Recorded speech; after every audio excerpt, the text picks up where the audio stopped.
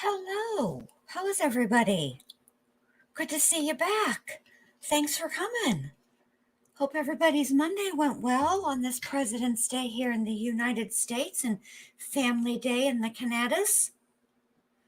I know how to say it. It's really Canada, but I like to call it the Canadas. Hello. Hello. Hey, I want to tell y'all something. I've been getting some compliments on this intro that I made. And just so y'all know, I got a spicier version. I did a little timing, a little tweaking here, a little additions there, and it's way better. But I forgot to download it and upload it to the StreamYards before I went live. So there's that. You have to come back tomorrow night for the new and improved, spicier version.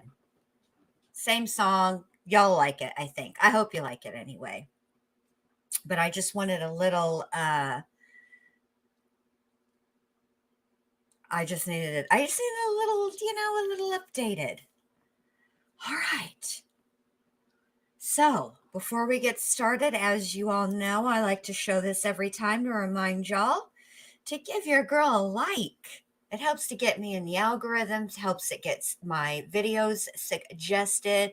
Also, I think, this is just my own opinion here because it's not science, not based in science or anything like that. But I have noticed that people seem to be getting their notifications more now.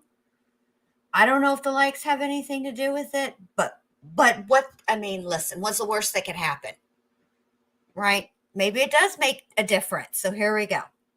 And Kai, when you're on Jen Lou's channel, what do you do with the like button? Smash, smash, smash! Yeah. All right. So now that we've gotten that out of the way, I'm just going to drop a couple of links right quick. This is the link for memberships. If you would like to become a member of the ward, I would love to have you. All right. And just in case, if you feel like giving your gal a tip, here's a link for that too. No obligation. Everybody is appreciated just for being here. Thank you, Crime Sleuthin'. But sometimes people just like to give a tip. They don't want a commitment. And I, for one, can appreciate either way. And then I also just appreciate the audience. The fact that you guys have gathered here just to listen to me means a lot. Because I love talking about true crime. And Nadie, boo-boo, thanks, babe. Let's see who got it. Let's see. The Eye in the Sky, April, Crime Sleuth, and DC Primetime, Jessica. Yay! Love it. I love your super sticker. I love it. Thank you, Nadie. So sweet, so generous. I appreciate that very, very much. All right. So, this is what we're going to do today. Tonight, we're going to go over these jail calls. They're kind of in a few different places, okay? So we're going to do that. Then, if you think you can handle it, if you're ready, just kidding. Can you imagine if I was like that, though? We're going to go over this redonkulous third interview with Alec and Sled, okay? Because I think the girls in the true crime community, the Decipher podcast,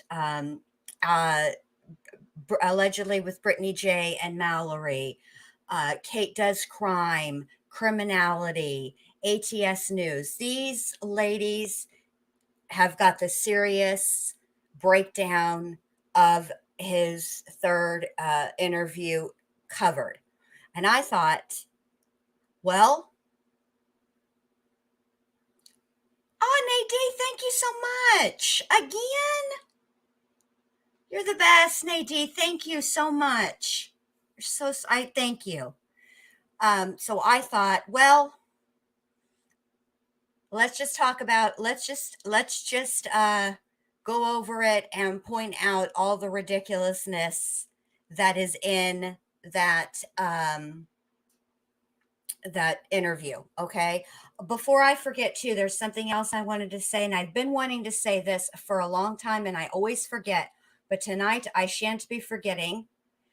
Our girl Nadie, who I'm going to give a wrench to, she can give it back if she wants, whatever's clever, but she makes the most fantastic wax melts. Okay, Nadie, would you pretty please, now that you have a wrench, give a link, post a link to your wax melts, because they are beyond. I want everybody to, her music melts, they are the best thing in the whole wide world. And I want everybody to know about it. And I've been meaning to promote her, and I keep forgetting because my brain is scattered. But here we go. She does the most amazing music melts ever, ever, ever. So, and she's really just a cool ass chick. Seriously. I adore Nadie. I really do. So yes, check her out. So without further ado, let me get to the present portion of the show, what you came here for. Let me find this link right quick. All right. Now, this first one that we're going to roast is between Buster and Alec. Okay. And I think, for Pete's sake, YouTube, calm down. I'm not ready to play it yet. I have to share my screen. Sheesh. Also, before I forget, in the description is the link to the Murdaugh Murders podcast. That channel has all the things. They give great, they have these jail calls too. They give such a great and incredible breakdown. I love that channel, really. You will be there for days. So I put that in the description of the video. So hey, everybody just coming in. Okay, so if you want to know how to get the gifts, this is what you do. Hey, Shermana, you close the chat. All right. You go to join on the main page, like right on, like just close the chat, and underneath the thing, underneath my video, it'll say join. Okay. If you click that, then there's 3 little dots and it's a settings. And all you have to do is enable gifts. Bing, bang, boom, you're done. All you got to do. Super duper easy. And then you can get the gifts again, or get the you've got it enabled, and you will be eligible.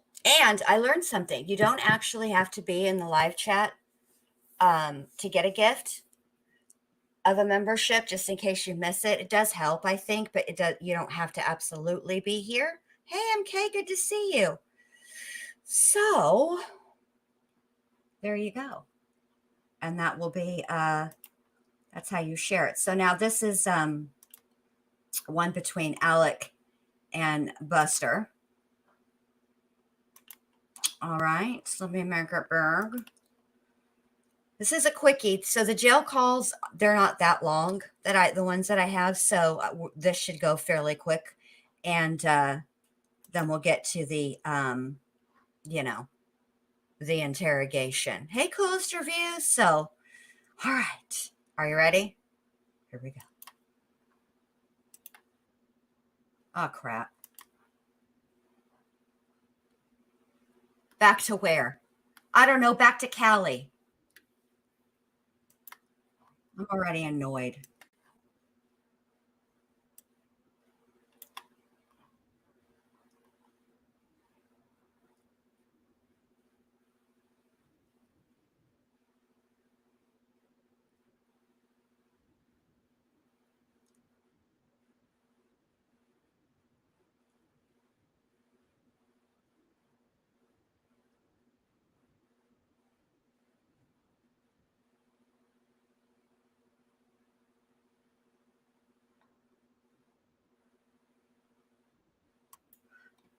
Now, let me just, I don't want to state the obvious, but it is kind of, uh, what I do. Wouldn't it be helpful if I actually added it to the stream so y'all could actually hear? I've been straight playing it and y'all haven't heard nothing. So I'm not even going to state the obvious. All right, let's start again. Are we ready? Okay, here we go. Keller. Hey, Hey. what time did y'all get back? Back to where? Home. Like 5 o'clock this morning. How'd y'all get back at 5 o'clock this morning if y'all left at 10:53 out there? With Time change. Oh, they have it thing. Yeah, I know, Thing but on. I don't need to add 10:53 out closed there, y'all caption. That's left, too right? much. There you go. No, we left at 9:30. 9:30 out there. So We that's left at 12 9:30.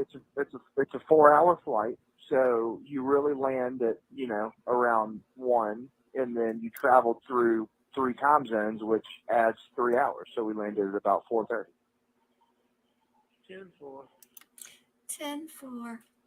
Also, I think this might explain some things. Clearly, time is not Alex's strong suit. Could this explain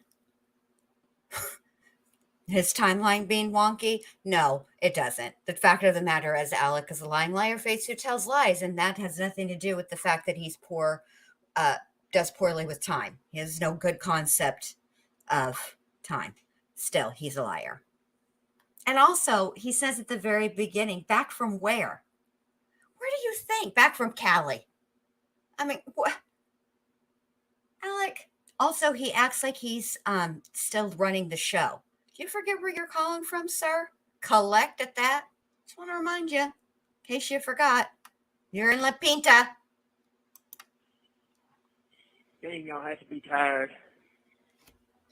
Yeah, I am tired. I am. Well, it was easier for me because they dropped me off at my car, which was in Columbia, and I just went to my apartment and slept for several Y'all hours. from Columbia, where did y'all fly into? Charlotte. Why'd y'all do that? Because that's where it was cheap. It's just that. You that know was how where you screw the finances up for the whole family? See right there. That's where the cheapest flight was, because you done took all the money, Alec, and hid it in your banks across wherever, overseas, wherever the hell, tomato cans in somebody's backyard. I don't know. But now Buster's out here having to fly on a budget. Damn the luck. the cheapest flight was. What'd y'all fly on? Spirit Airlines. How was that? It was better than I expected it to be.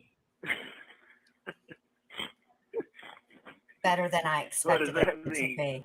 Are you upset Well, I you mean, didn't get to go on the I don't know. Learjet? Just it was better than I just thought it was a real cheap airline, but I mean, it was nicer than I thought it was going to be. Did y'all have room in your seat? I mean, what did you think they were going to do, Buster? Do you think they were going to put you in a giant ass slingshot and launch you across the country? I mean, look, it's Spirit Airlines, for Pete's sake. It is pretty no frills. I'll say this. Their seats are a little uncomfortable because they're very stiff. They're not very squishy. Okay. I'm not even sure that they can really be used as a flotation device. Quite frankly, they're so dadgum hard. Okay.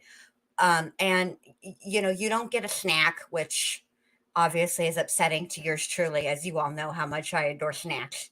You don't get a snack. You do get a beverage. Okay. And if you're not if you're not going any place for any length of time, right, and you're like going for a weekend and you can do a carry-on, I can never do a carry-on even on a weekend. I need to have more options. I need to have outfit options. I always do this. I pack a bunch of clothes that I think I'm going to like, and when I get there, suddenly I hate everything I own, right? You girls can relate. All of us girls are like this. So, but anyway, if you're not that kind of a person, and you don't intend on flying with makeup, because of course they have the restrictions. The makeup has to be, the liquid has to be a certain size, right? Or you have to check your bag. Anyway, long story short, your bags will fly free if you don't check anything. So if you check anything, it's like $65 per bag, something like that. It was when the last time I flew Spirit. They're not the best, but they ain't the worst. all right? Seats. You know, the seats were all right. But you know, it was, you know, it's just a different. Like the seats don't recline because they can fit more. If they don't recline, it's just, you know, it's just different. Sucks being on a budget, don't it? Yeah. 4 hours, But, no recline. you know, everything was still fun. And then Blessed going to it. Sedona was a good time. Did you get to gamble any? Yeah.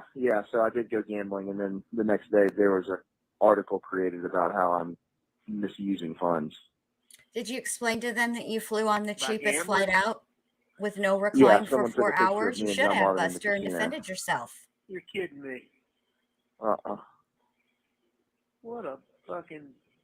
Are you kidding me? Yes, Alex, this is No. all a joke. How'd they recognize No. me? How'd they recognize Man, I you? guess, but I mean, I'm a national. I'm a national figure. Okay. I'm not gonna. I wouldn't say a national figure, Buster. But I mean, look, bruh. You got. I mean, that hair color of yours, like that is a unique color of red hair. It really is. It's very distinguishable, being that it is so unique. And you know, it is what it is, sir. A national figure. Yeah. Was there, did you have to dodge the paps, Buster? Bruh. Hey, Figure, everybody coming in? I guess you're going to have to wear a hat and shit when you go places. Yeah, a hat and shit. That'll fix it. So.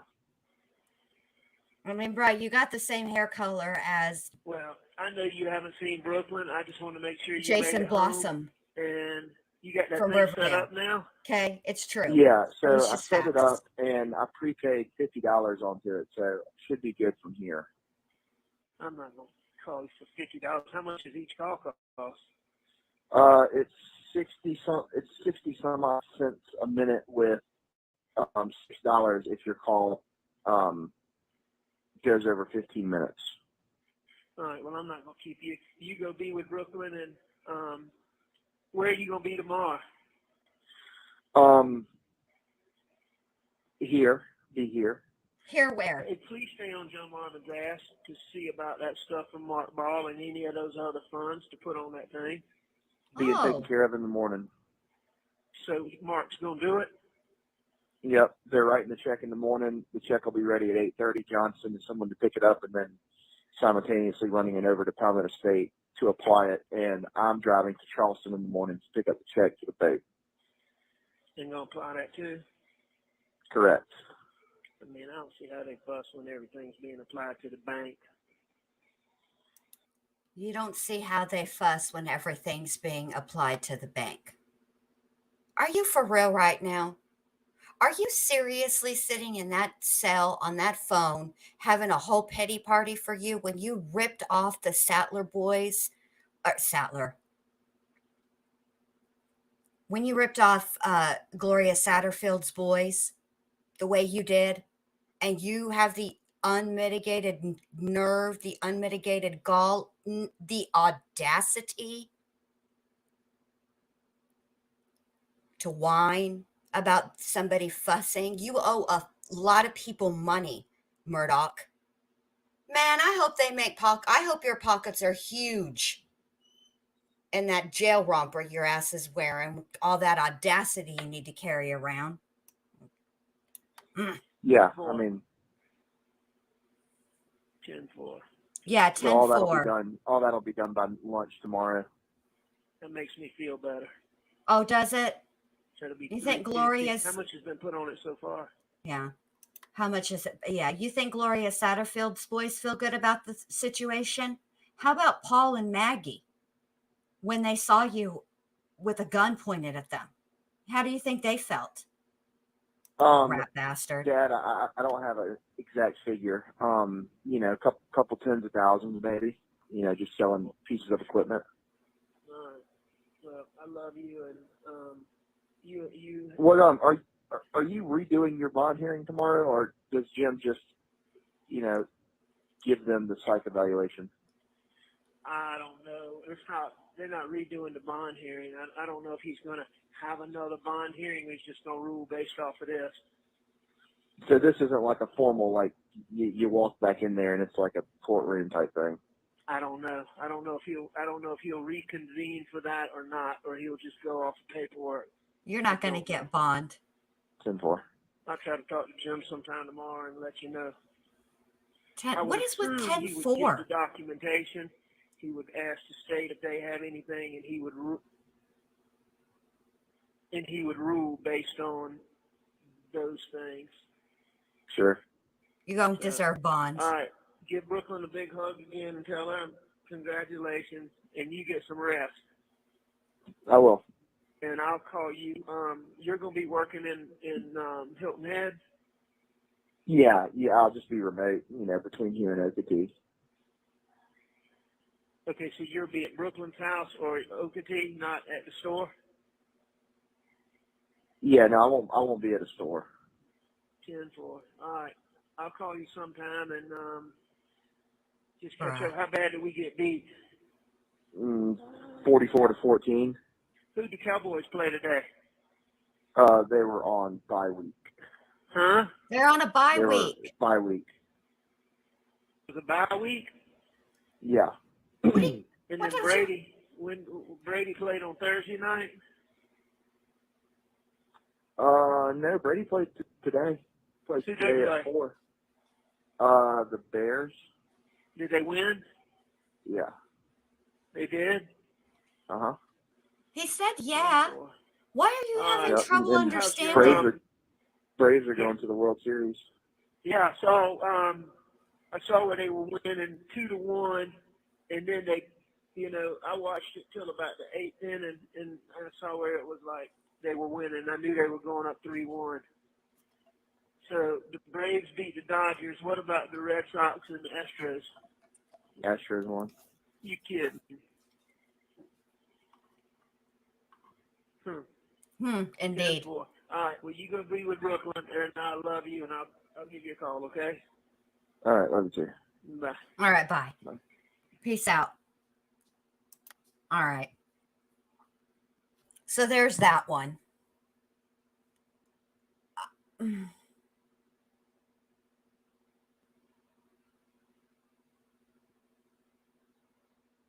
Maybe that's what he was talking about, the bye week.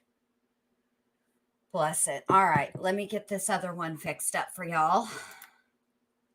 Okay.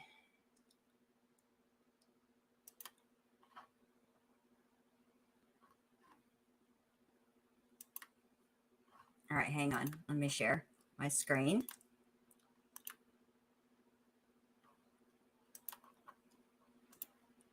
This time I promise I'm going to remember to add it to the stream. Like, I'm not going to start playing it and talking smack and then not put it. There we go. Look at me. I'm already ahead of the game. All right. Now, apparently this contains graphic content. Y'all brace yourselves. All right, ready? Here we go. He was freaking nuts. So next thing you know, he's always banging on the door. Next thing you know, Buster, he's taking off all his clothes, everything, and he stuffed them in the toilet. And he's steady flushing the toilet so it'll run over. Right. So water's running out in the floor. Well, then we take a bunch of towels and shit and shove it up on his door where it's backing up in his room. And then we turn the water off. The officer opens the closet door where the water is, so we turn the water off. Well, next thing you know, that bastard pops the sprinkler head. I didn't even know you could do that, but apparently if you hit it hard enough, you can pop the sprinkler. So he's in his cell, butt naked. Buster, he's taking shit. And he's shit in his hands, and he rubs it all over the window. The doors have windows in them, Right.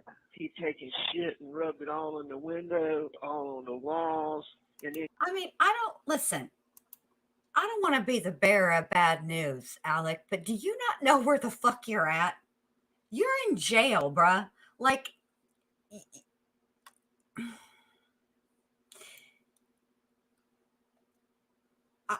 66, Ashton. You're in jail.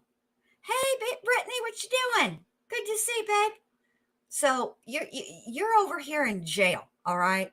And unfortunately, there's a lot of people in jail that have some mental health issues, okay? And they don't always get treated, all right? And they do things, all right? But here you go, bougie ass, and we turned the water off. You didn't turn off shit. You know they ain't let you out your sale. Stop trying to act like you part of some kind of team, Alec. That didn't happen. Here we He go. bust the sprinkler head off. Damn. I mean, a nasty son of a bitch. So that was all day Friday. Water, 2 inches of water went everywhere. Then Right. these fools backed up a toilet this morning, but fortunately it didn't come down to where I was. Wouldn't that be awful? But, just crazy stuff. Just crazy stuff. Crazy stuff. All right, so there's that one. Crazy stuff, y'all. Crazy stuff happens in jail. All right. Let's get to the next one. Let me push pause. This one's a little longer. Oh, hold on a minute.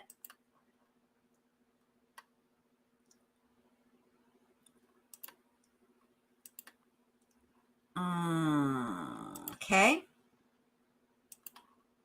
Now, these are with his brother and his son. Now, I haven't heard any of these, y'all. This is all brand new to your girl. So you're getting my honest, true reaction. All right, here we go. And first tonight at 6, after a Freedom of Information request, ABC News 4 got calls Alec Murdaugh made from the Richland County Jail. And there are a lot, 121 calls to be exact, from October of last year till February. Our investigative reporter Ann Emerson is here tonight to give us an idea of what was on Murdaugh's mind after the death of his wife and son. Well, one moment that stood out, Alec asked his sister-in-law to lay flowers at Maggie's grave for Valentine's Day. We also hear Alec's attempt to stay in touch and perhaps in control of his remaining family. And tonight, we take a listen to calls on October 21st, 2021 and October 23rd, when it appears Alec knows he's about to lose everything. Here we go. Let's hear what he's got to say. Detention Center. On October 21st, 2021, Alec Murdaugh called his brother, John Marvin Murdaugh, and his son, Buster. They were on a trip to Nevada, now made notorious by this photo of John Marvin and Buster at a Las Vegas casino table. It ended up as an exhibit in court against Alec Murdaugh. Alec called his family to warn them. In court the other day, they made a big deal about things. They're going to be moving to try to prevent us from selling stuff. Right. We need to get as much as we can completed. On the call, John Marvin suggests selling some of the farm equipment to pay off some of Alec's debts, but says it must be done on the up and up. You might speak to Jim if you get a chance. Yes, speak to Jim. Jim knows all the things. He thinks before they get any kind of order preventing us from doing anything. Yeah, I'm going to have to stop you right there. Remember how I was telling y'all the other night, I think I was on Teresa's when I said this over on Criminality about old Jim Griffin, because I have some suspicions here. All right. So my suspicion is this. Okay. I feel like Jim Griffin is mucho entangled in all of this. Okay. And how do you stop a friend from becoming a witness and getting a subpoena? Well, you have him be your lawyer, because then everything that he knows then becomes attorney-client privilege. And that's, I think, what's happened. And I'm pretty sure that Alec has told old Harpootlian, give this fool 12 all 12 months of Highlights magazine at one time. Let him do all the goofus and gallants. Let him do all the word searches, the little mazes they have in there. What else do they have in the Highlights? The hidden object game. That ought to keep him busy during trial so he don't jump up and think he can cross-examine anybody, because we see what happens when he cross-examines. Doors get open. So I'm pretty sure that that's what's occurred. Now he's, being entertained with Highlights. Now, should the Highlights run out, I don't know. Maybe what they'll do is they'll go around to the different local restaurants and collect the kids' menus that also function as a placemat, and give them that 4-pack of crayons, and that ought to keep them busy, in case, in case of an emergency, he runs out of Highlights before we could get new issues in. Okay, because I think that's what he's gonna be doing. Bless it. Keeping old Jim busy. And John Marvin, I don't know if you know this. You probably know this now, but I doubt you knew this then. Your brother Alec over here likes to talk shit about you to Buster, about staying on your ass and all that. Yeah. Don't help him. He's a jerk. And I mean, well, I'm just doing everything by the book, and and it's going on bank. It ain't like we're squirreling it away. It's going to pay bank stuff. Well, it goes to the unsecured note, so everything else has something securing it. So it makes sense that unsecured items would go to an unsecured note. 2 days later, the wheels are already in motion to freeze Alec's assets by the state, money to pay back Alec's alleged fraud victims. Alec calls his son Buster. It's October 23rd. Buster is still in Nevada with John Marvin. New developments with the motions and everything, trying to get us. Wait a minute. Let me back the milk truck up. I don't want to be this person, but I have to be this person. Hold on. We're going to play it, but let me just pause it real quick on something. Alec calls his son Buster. It's October 23rd. Now, y'all, you see this hair color here? That is not his court hair color. The court hair color is much darker. What's your secret, Buster? Who's coloring your hair? Because that ain't Miss Clairol. All right, here we go. It is different color. And John Marvin out here trying to do things by the book. John Marvin. Buster is still in Nevada with John Marvin. New developments with the motions and everything, trying to get us to quit selling stuff. I don't know really what that's going to have in store. He knows he finished law school. Yeah, man, this Eric. This Eric dude. That I said that was coming? No, I just saw it on Twitter. No, I called John Marvin the other day to tell him he needed to do it as quickly as possible because they were going to be doing it any day. Okay, but Alec, you understand they're onto you and onto your shenanigans, okay? And the fact of the matter is, people, things can only sell as fast as they can sell.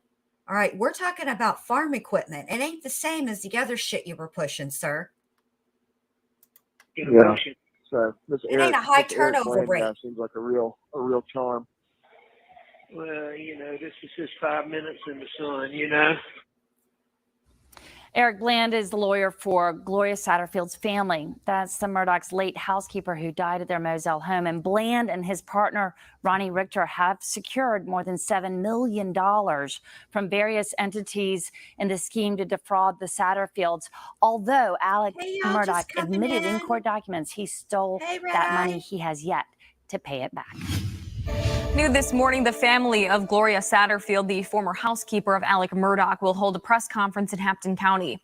Family members are set to announce a new foundation in Gloria's name that will give back to the community. Our Sean Mahoney joins us live in the studio this morning. Sean, what motivated the family to make this gesture? Well, Natalie, the Satterfield family's lives have been turned upside down over the past 4 years from the death of Gloria. Accusations of money meant for her family stolen by Alec Murdaugh to the reopening of the investigation into Gloria's death. It's been a lot, but now they want to start a new positive chapter in their journey with the creation of this foundation. The family and their attorneys will donate a, quote, large sum of money to the foundation in Gloria's honor today. The money is from the $4.3 million settlement in the civil lawsuit against Alec Murdaugh. The money will go towards Christmas gifts for, quote, hardworking people who struggle just like Gloria did in Hampton County. Now, it's something attorneys for the family say was important to them for rewriting Gloria's legacy. It was from day one. It was they said this, if it's going to be in Gloria's name, it has to be for people that are like Gloria. Her siblings and her sons live in Hampton County. They love it. And they love the people. And I think what we're trying to show is that good can come from evil. Good can come from darkness. And that's what this is all about. Now, Bland says donations will be given out in $250 to $500 payments around the holiday season, spreading that holiday or Christmas joy, and that 95% of the money raised or donated will go towards the recipients. But let's not forget, this saga is still ongoing, and coming up in a half hour, we'll take a look at where we currently stand. Yeah, this is old, and we know where we stand, but thank you. All right, hold on. Let me get to the next one. All right. Give me just 1 second.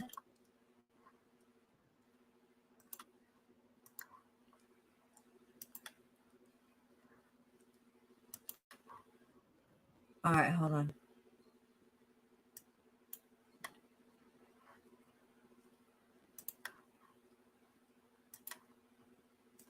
Doing too much, y'all. Are y'all ready? Here we go. Hey, John, is Lizzie nearby? She is. I talked to her earlier. She was going to put some money on that account for me, and she didn't. Oh. Okay, she well, didn't. What is it? This is where she knows what to do. The boy's name is Justin Lucas. Uh-oh. Okay. And what is it then? It's putting money on. He doesn't get canteen. Oh, John Marvin. Now, see, here you go, asking questions, John Marvin. And you know Alec does not like questions. And now you got him admitting that he's putting money on the books for another inmate, which is a no. Ask Chris Watts. What happens? So I give him some of the money, and he orders canteen.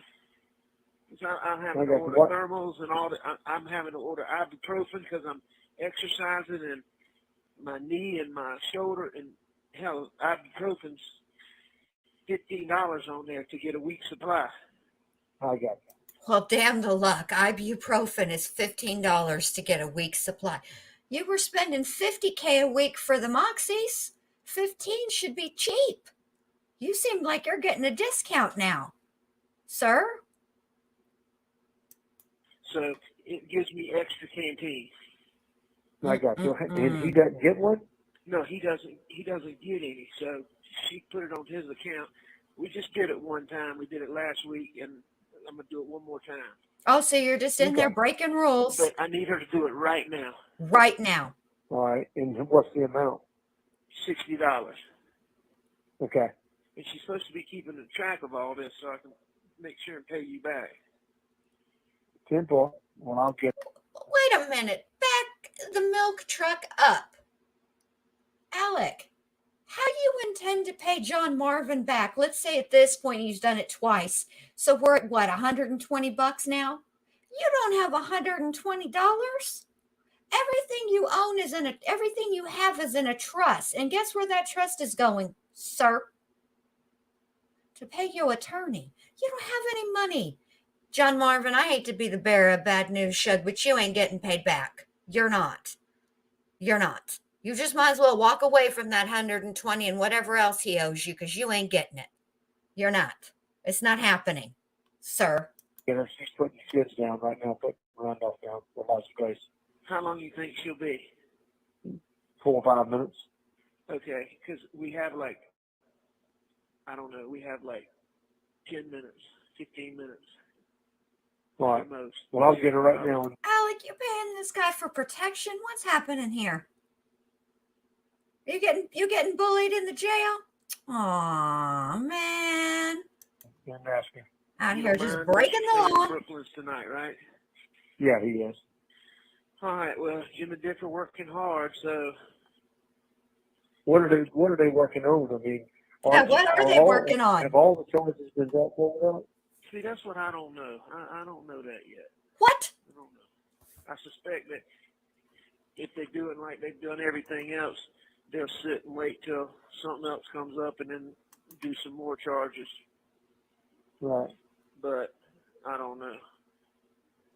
I don't Okay. know. Have you talked to Randy since last week? Randy ain't speaking to you, Alec. He's tired of your shit. He said he's tired of you stealing from him.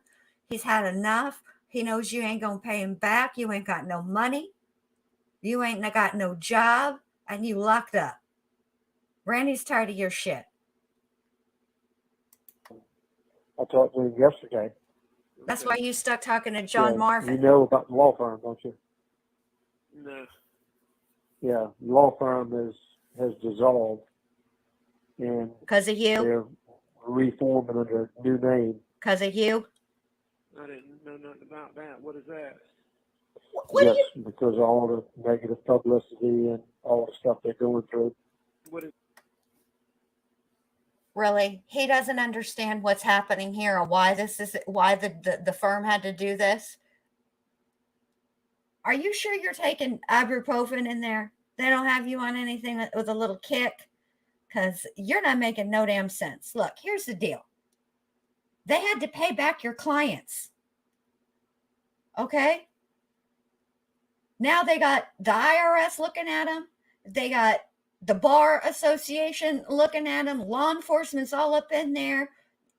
Jeannie Seckinger has poor Nolan doing inventory and looking through the books. And yeah, you created a whole ass mess. And now they have to restructure, and you act like you're put out. You act like this is a burden on you when you did this. Man, I hate his entitled ass right now. My firm is tired of you too. I just want to let you know, Alec, that in like a year from now, from this interview that you've given right now, Jeannie Seckinger is going to walk into court and read you for absolute filth in front of God and everybody. And they're going to stream that trial, and we're all going to cheer for Jeannie and call her a hero. What's the new name? They operate under the what? The law. It's going to be operated under the Parker Law Group. The what? Parker Law Group. Parker Law Group. And then I think each one of them kind of opens up an LLC partnership or LLP in each partner's name and operates under the Parker Law Group heading. I hate having to go through all that. Oh, do you? Yeah, they catch them. They going through all kinds of stuff. You did it. What do you mean you hate that they're having to go through all that? You caused them to have to go through all that. Man.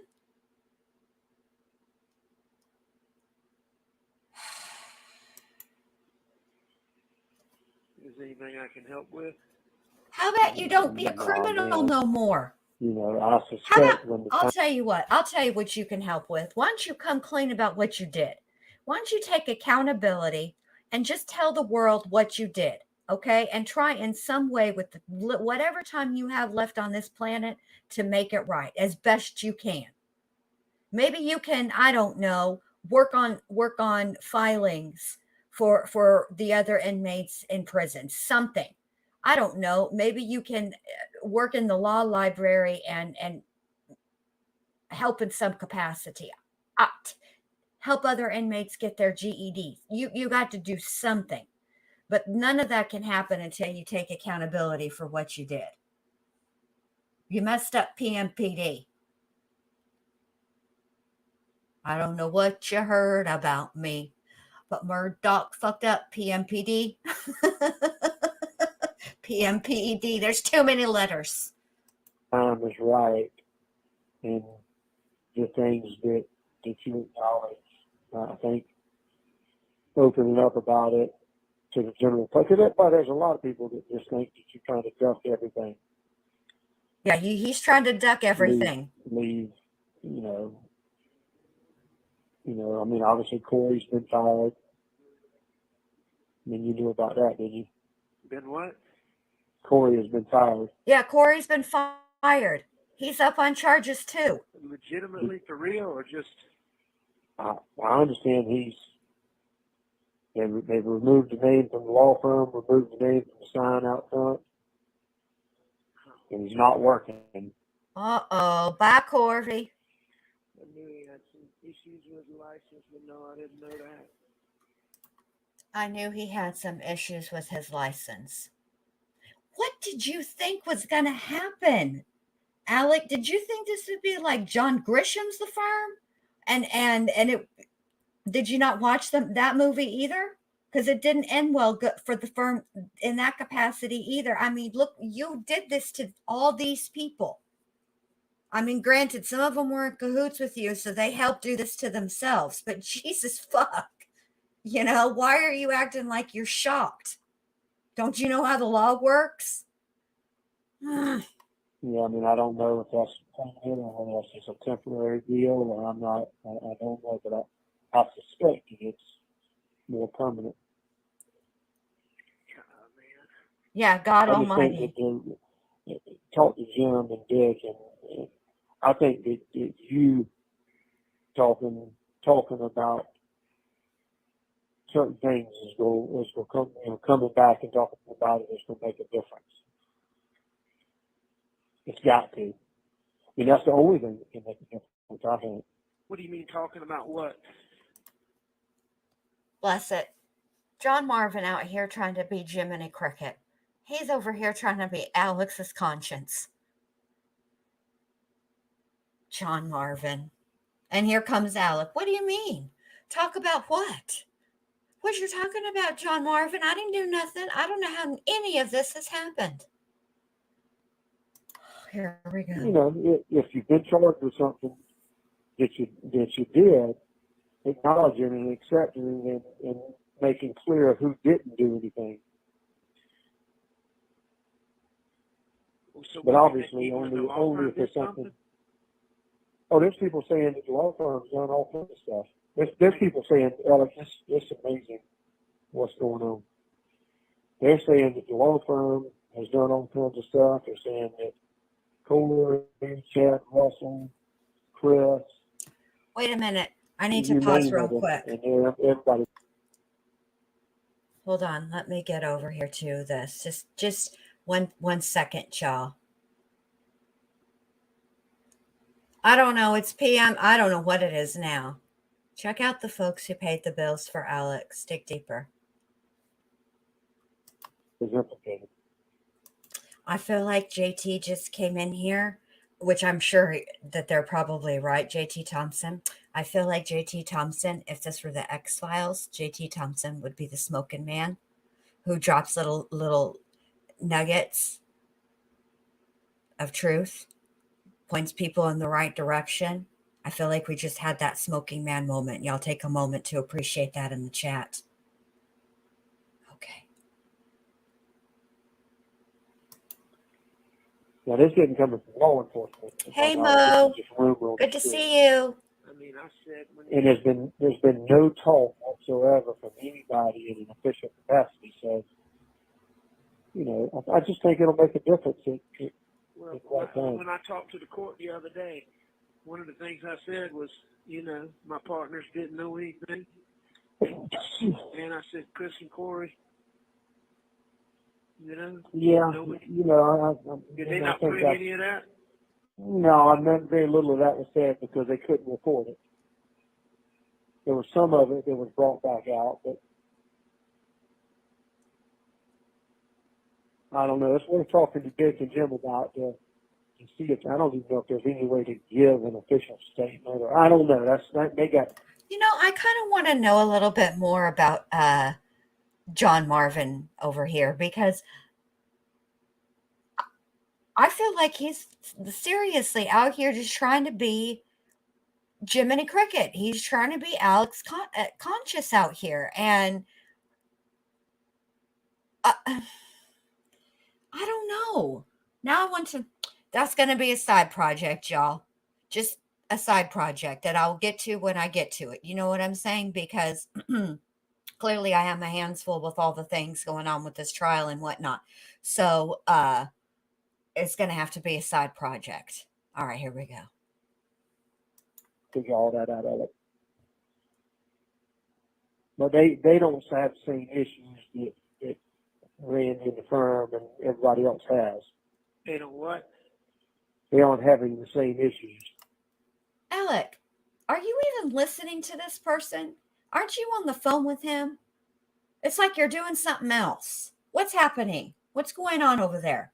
Pay attention. He's actually giving you some sound, good, sage advice. He ain't yes-manning you to death like your friend Griffin and the Poot. Who is it? It's more perception than anything, at this point. Who isn't having the same issues? Dick and Jim. I mean, they're looking at it from a whole different perspective. They're doing it from a way that they manage it. That's just what they do. They know how to manage what they're handling. I need to sit down with them and figure out what I can do. I need to sit down with them and figure out what I can do. Y'all, do you realize this was just a little over a year ago, right? It was just a little over a year ago. And at this point, he still didn't know what he was going to do. Oh my God. What you can do to help. How about just plead guilty, save everybody the time and money. Hasn't enough money been spent on your ass? I need to do. Well, it'd be worth a conversation with them to find out. For sure. And it may not matter. I don't know. I feel like that's about the only thing left that, I just don't know the manner to do it. And you only do it if it's something that you did or need to say. I mean, obviously, John Marvin, now you know damn right well this boy did this. Sure. Yeah, Alec ain't trying to listen. Alec is entertaining John Marvin because he needs what's her face to put $60 on that man's canteen. That's what that's about. All right, hang on. Let me see. I think that was the last one. Yeah, that's the last one that I have. Yeah. Well, now that I'm thinking about it, y'all, what should we do? Should we go another little bit? Because I wonder if he drinks that Gatorade, not Gatorade. What is it that they bribed Watts with? Tammy Lee and Coder when they went up there to get the statement from prison. Remember that? Didn't they get him some kind of what was that drink? Was it Powerade? Is that what they got him? Y'all think we should? Okay, I'm going to keep going for just a little bit longer because Brittany and Mallory have a live at 10:30 and I want to go over there. Oh, let me see. Can I show the video reenactments the mob crew did to show the time it would have taken to check the bodies and call 911? Yeah, is that their channel?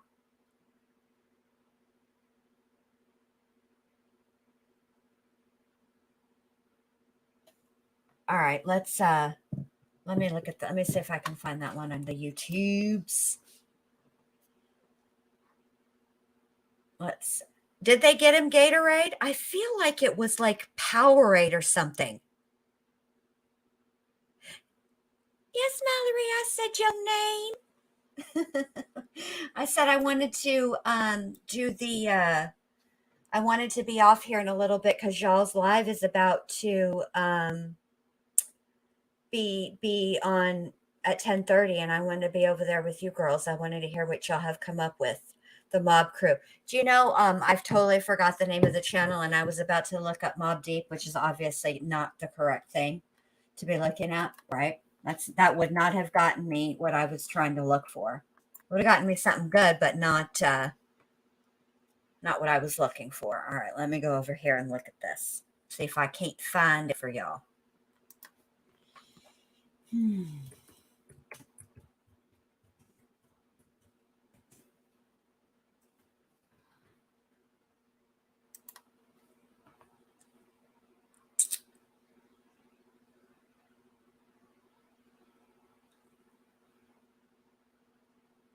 All right, so is it the one that was done 3 days ago?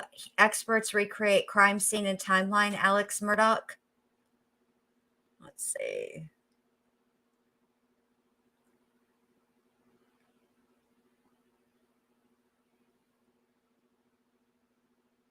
Is that the one? Okay. All righty. How long is this? Oh, it's only like 13 minutes. That's perfect. All right, so we'll do this one. And then if a mod could do me a favor and pretty please drop allegedly with Brittany J's link in the chat so we can cruise over there. And after we do this, because I want her, Brittany and Mallory are going to be talking about the other cases surrounding the Murdaugh. And I know Tia and LFT on Decipher talked about the Mallory Beach case, and that was a really great live that they did earlier today. And Brittany and Mallory are going to do a really great live. And I'm just so pleased and proud of our little true crime community and how this jacked up ass case has united us all. We're all covering different elements and being supportive of one another and sharing each other's lives out and coming in each other's chats. I'm just so damn proud of all of us. We've all did it. Hey, Cement Shoes. I don't know when you snuck in, but good to see you.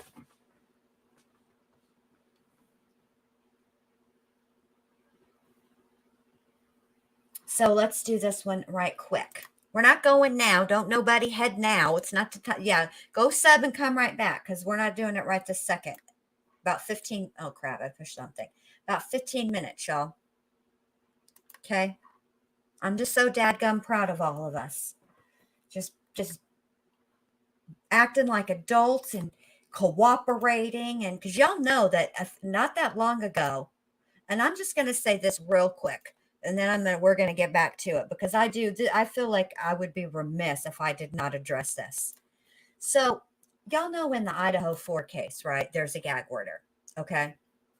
And that the several members of media have, with their attorneys, have joined together to fight and to get this gag order overturned. And that one of the reasons that they're citing is that law enforcement needs to be able to talk to the media to correct rumors and misinformation spread by online sleuths.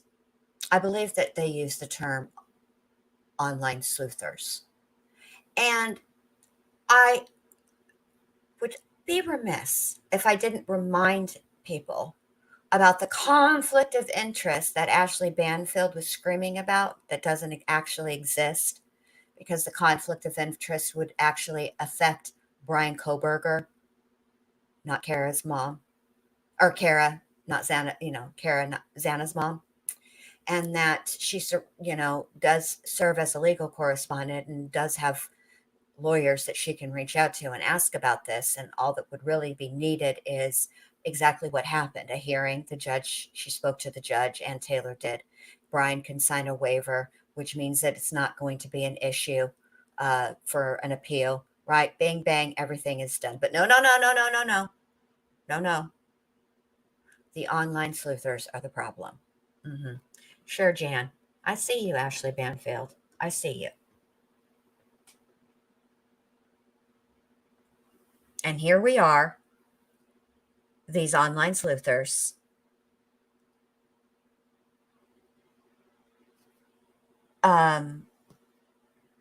working together. You didn't change your time. You didn't change your live, did you, Brittany? Hold on, let me look. Let me look. Okay, let's see.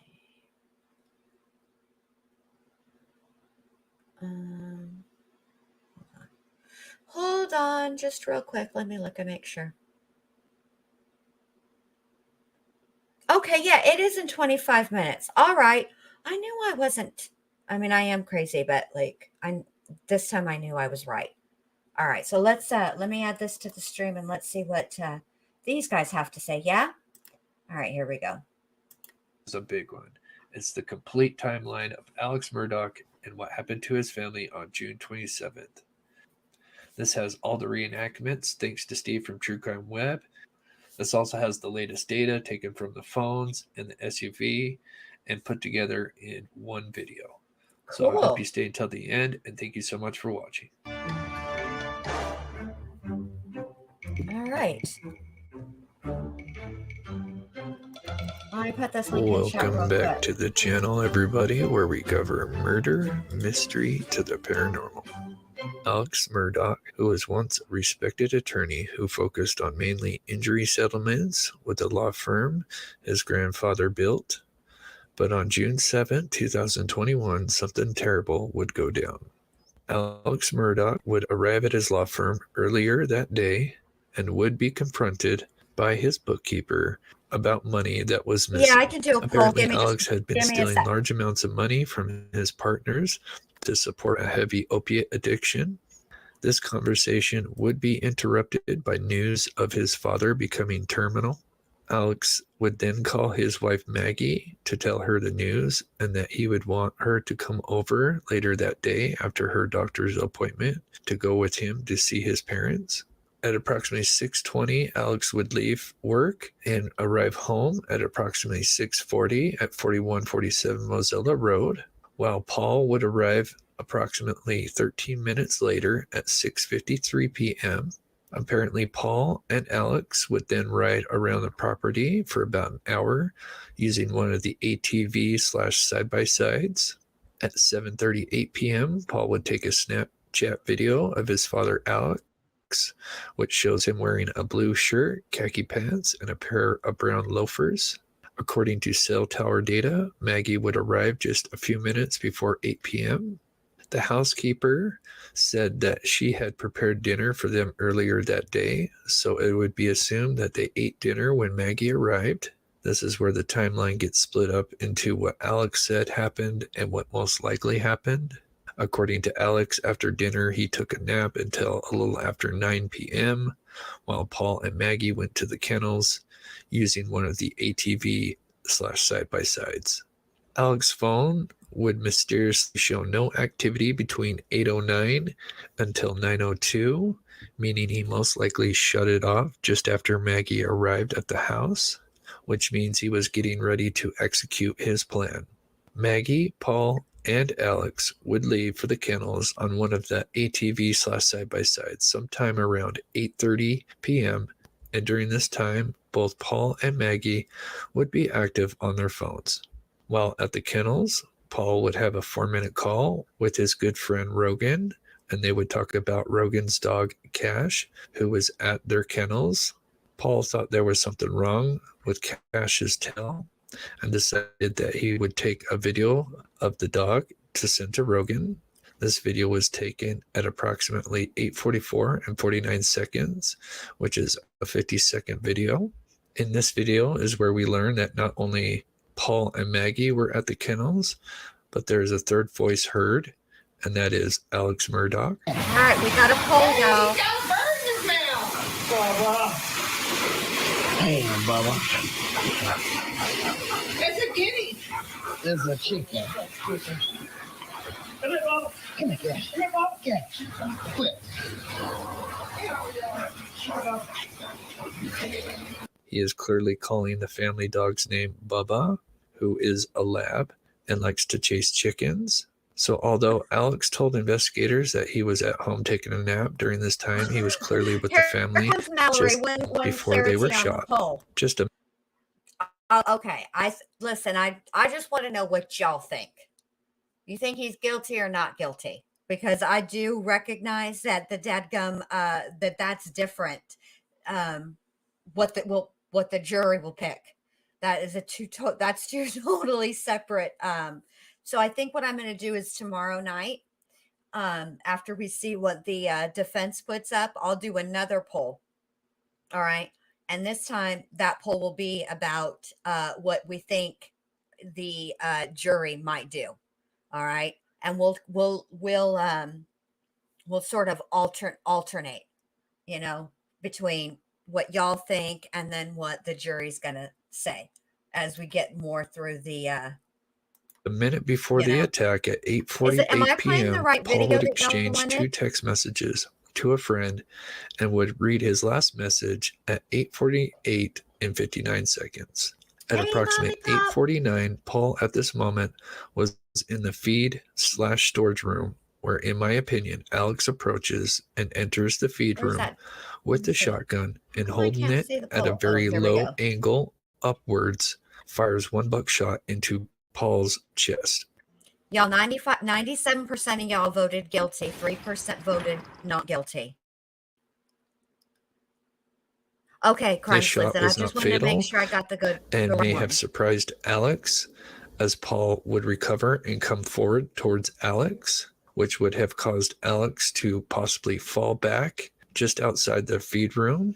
And as Paul is standing in the door frame and Alex is on his back, fires a second shot, which enters Paul's left side arm and head, causing a massive fatal wound.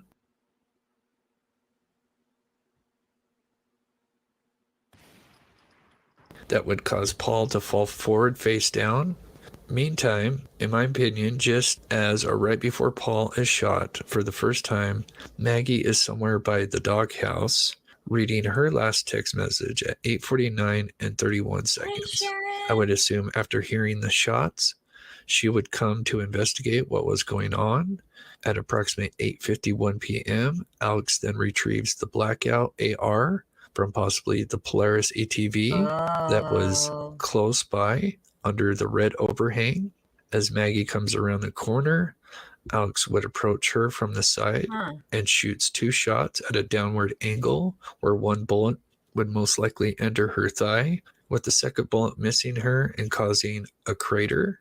Perhaps at this point the AR jams, which allows Maggie to proceed back towards the doghouse, where Alex would pursue her and would fire another round that would most likely enter Maggie's wrist and would exit her wrist and enter into the doghouse. Alex then would approach Maggie at a very close range, causing a possible struggle between the two, and another round would be fired, and that would enter her stomach and exit her upper side near her liver, which this bullet would then hit the chicken coop in the red overhang.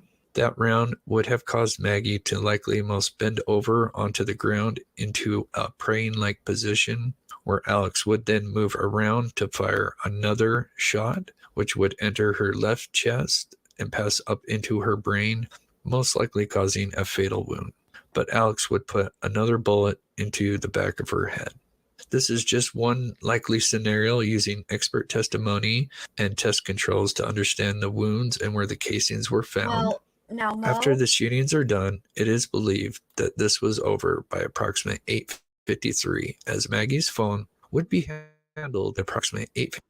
I gotta say, to be fair, you would think that there would be a lot of blood, right? Obviously, particularly from Paul. But the problem is we don't actually know what he was wearing that night, because it does appear as if, he definitely changed. He is in a totally different ensemble from the Snapchat video with him and Paul by the trees and whatnot than he is in the police video. And the problem for me is that Alex should actually have some blood on him. If he leaned over in the way that he says he did to check Maggie and Paul, I would expect, now I don't think he'd be covered in it. I don't think he'd look like Carrie after she was announced prom queen. All right. But just leaning over to touch Maggie and Paul, I would expect for him to have just a little bit of blood on him, and he didn't. And that to me is interesting and odd, quite frankly, and I really can't reconcile it in my brain. I really cannot. And I feel like the reason that we don't have clothing with blood on them from the actual act itself is because I think they were disposed of. I have to say that I completely believe Blanca's testimony. I found her to be incredibly, incredibly credible. And I do think when she says that she never saw the outfit or the shoes again, that she's telling the truth, because she continued to take care of Alec. She continued to do his laundry. She continued to look after Moselle. She brought him clothes and stuff over to the little house and all that stuff. So she would know. I believe her. I believe her. And honestly, I mean, I know that Alec is not under any, he's not required to aid in the investigation. He really isn't. And that, but you would think that if he were truly innocent, right, and really 100% invested in finding out who actually did this, if he had those clothes, he would turn them over.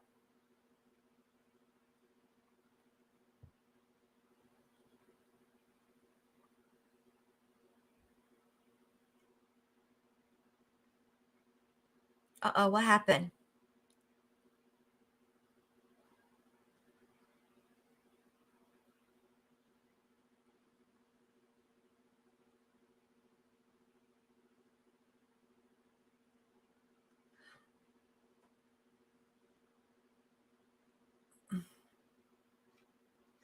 I just feel like, okay, I just feel like at this point, I don't think that it's problematic when you tell a story, you tell something that happened, and everything is to the contrary. There should be some evidence exchanged between Paul and Alec and Maggie and Alec, because he checked them. He more than checked Paul. He did sort of turn him a little. And there is nothing on him. It's in this situation, it's the absence of blood when you would expect there to be blood that's problematic. It's the missing clothing. It's the fact that he has adamant that he was never down at those kennels that night. And the thing of it is, he had an opportunity to sort of do damage control, because way early in the investigation, Rogan told investigators that he heard him on the phone. Because remember, he was on the phone with Paul. He didn't know anything about that video. And he did tell, and he did tell law enforcement that he overheard Alec's voice in that phone call. And he not only did he tell law enforcement that, he said it in front of Maggie's parents. And at that point, once he said it in front of Maggie's parents, he had to know for sure then that there is a good ass chance that he spoke to law enforcement and told them, right? Why not just say something then? Why continue to deny that? Why continue to deny that? He was down at those kennels. Honestly, that's what's interesting to me. That's what's interesting to me. All right, I'm going to keep playing this because I've run over. All right, here we go. 53 and 15 seconds until 8:55 and 32 seconds, where it records 59 steps and at 8:54 and 54 seconds, the camera on the iPhone would activate for 1 second because the phone sees a face, but it doesn't unlock, meaning that the shooter, who most likely... Okay, so let me change this one. All right, the right one. Let me get to the right video. Video from 7 days ago, and the title is Shocking Results. All right, let me look.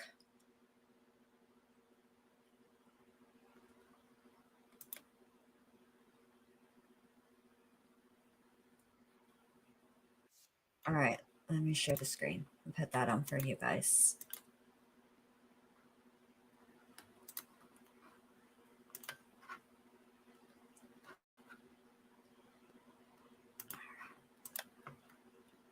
Alrighty, here we go. Let's try this one. Today's video, we did a recreation of how long it would take a person to check on two bodies that were lying 32.5 feet away, according to how Alex Murdaugh explained it. Cell records and SUV data show Alex Murdaugh only had a small time frame. So is it possible?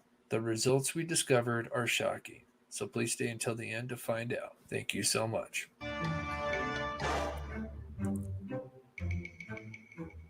Ooh, that's a good question, Mo. I'll answer that. Just give me 1 second. Where we cover murder, mystery to the paranormal. In one of my recent videos, I discovered that Alex Murdaugh most likely wouldn't have been able to have enough time to check on both Paul and Maggie. Using the data taken from Alex's SUV gives us his movements just after the shootings, and working backwards from the 911 call made at 10:06. Just before the call, Alex said he had checked on Paul and Maggie. Before that, he said he had checked the house for a couple of minutes and even called Maggie's phone at 10:03, which all lines up. But after checking the house, Alex figured that they were at the kennels, so he drove over to the kennels and saw both Paul...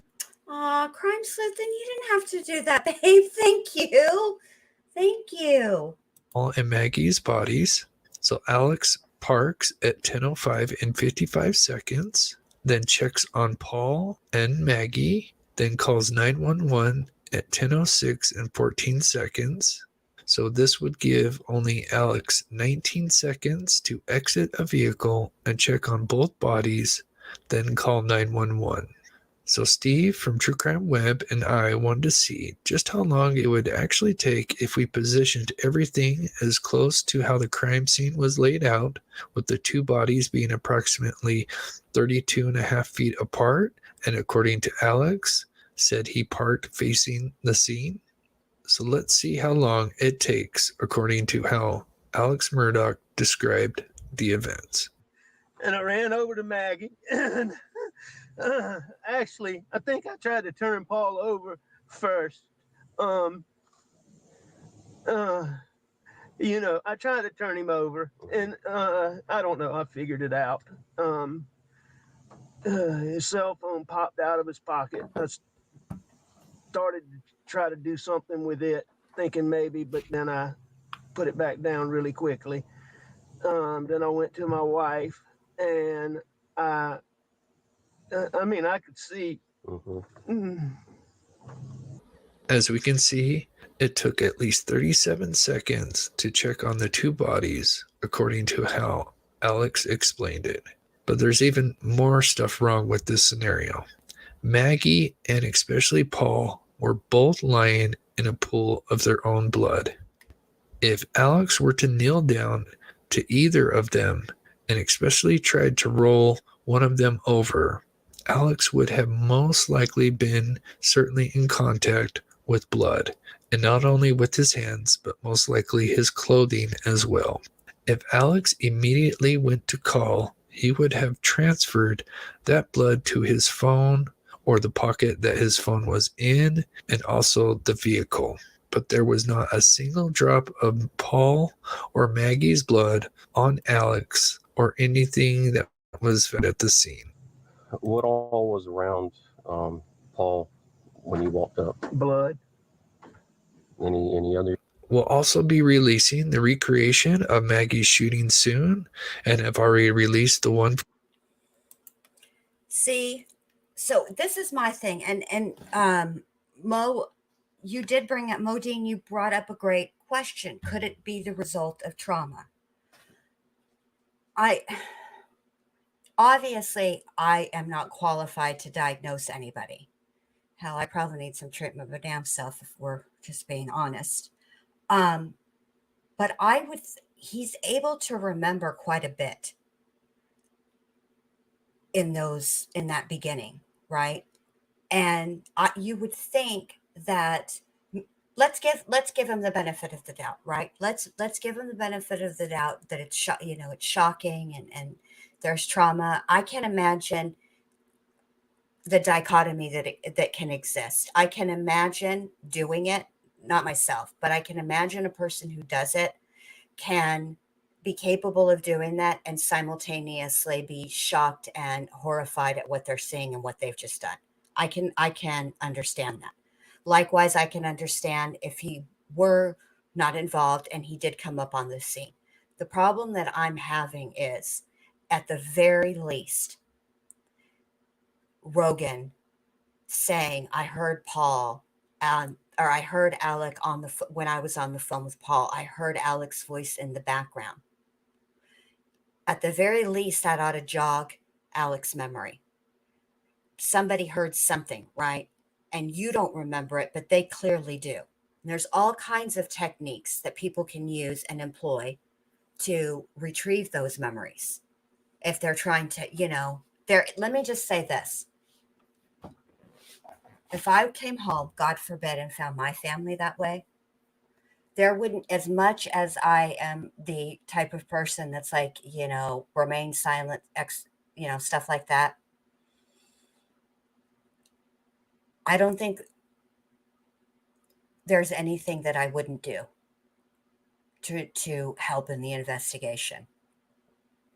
Really. I don't think there's anything I wouldn't do. So, I don't know. I am absolutely not. I hope you're not wanting me to put you on the couch bed because I can't diagnose nobody. Oh, I'm sorry, Madam Nixie. Listen, sometimes the best thing to do is to go to the channel, right? Go to my channel where the bell is and hit, even if it's already highlighted, tap all notifications again. Sometimes, and make sure that your app is up to date if you're doing it on your phone or your tablet or something. Let's see. Elizabeth Ross had a good point. Let me scroll up.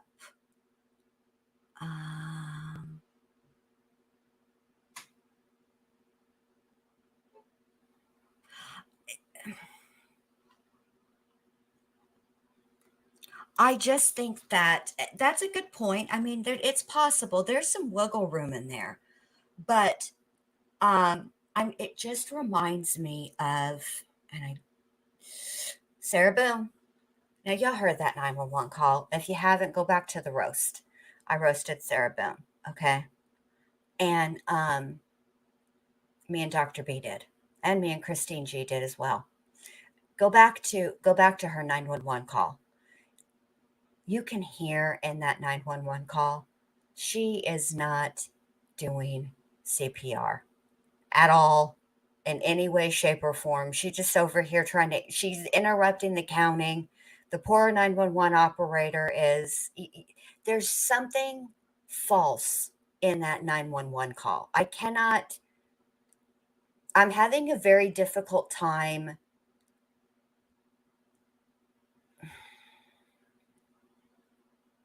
being able to articulate specifically what is false in that or why it's false. There's just some things in there that don't make sense. He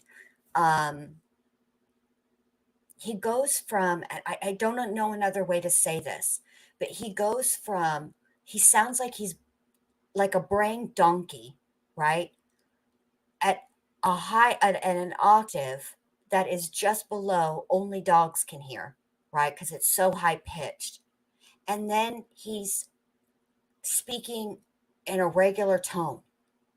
It's just something that just seems put on. It doesn't have the ring of truth to it. And I wasn't there, so obviously I can't, say what exactly happened. But there is something very, very false and not having the ring of truth to his 911 call, to his story. He's changed his story a few times. You know, so yeah, he had to,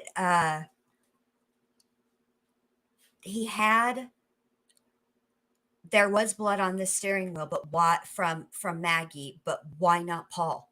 Technically, there should be a combination.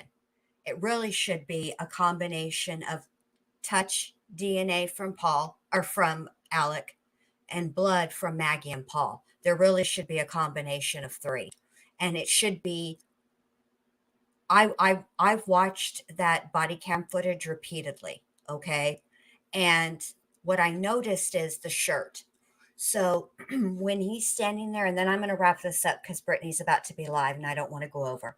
So when he's standing there on the body cam, right? And now I'm not talking about when he for a minute there when he goes to pull his shirt up. I honestly thought he was going to do that thing that girls do when they tuck the shirt into the top, and make it like a halfie.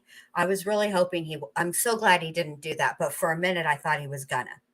But what I noticed is that even before that, the shirt was sort of like a little billowy. It wasn't like a tight shirt, right?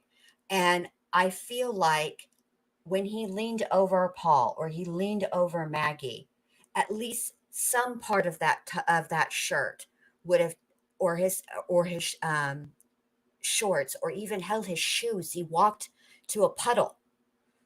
It was not just their blood, but there was also water. You know, I just there's just something that just has never made it sense. Okay, so that's how we're going to end it for tonight. Come back tomorrow night. We're going to go over whatever the heck the defense pulls out tomorrow and talk about it all. I will see you over at Allegedly with Brittany J and Mallory. Let's go hear what they've talked about and what they are digging into with the other cases surrounding the Murdaughs. All right. Thank you all for coming. If you haven't done so already, give your girl a thumbs up. I appreciate it. And I'll talk to y'all later. All right. Good night.